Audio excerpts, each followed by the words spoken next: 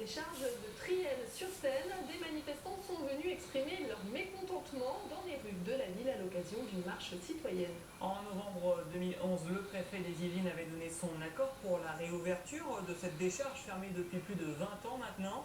Les Triellois dénoncent cette position. Selon eux, 4 millions de nouveaux déchets pourraient être déversés sur ce terrain triellois. Sur place, Lenka Galigné et Marion Feutry.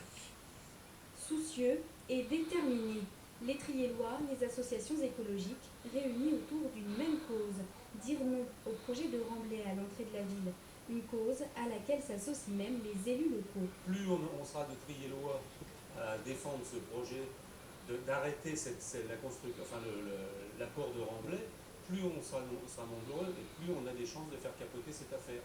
À l'origine, un projet de centrale photovoltaïque, projet nécessitant l'installation de remblais sur 70 hectares et 4 mètres de hauteur.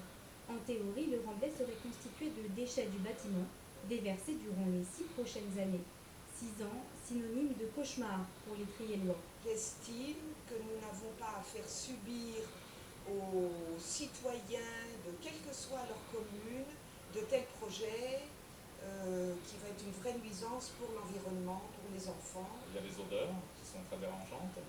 Et deuxièmement, ça défigure complètement le paysage de notre commune. Et puis bien sûr, il y a le bruit important qu'on a régulièrement l'été. Les nuisances liées à l'ancienne décharge, un souvenir bien présent dans la tête des habitants. Avec ça, le sentiment que l'histoire se répète.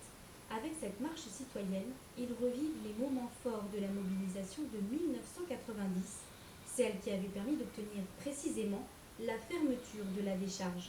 J'espère que ça va débloquer un peu la situation au niveau de monsieur le préfet. Et puis, sinon, il faudra encore faire comme il y a 22 ans, arriver avec des pelleteuses pour bloquer un petit peu tout. Les associations trielloises seront reçues en préfecture dans une quinzaine de jours, l'occasion d'évoquer les solutions alternatives à ce projet.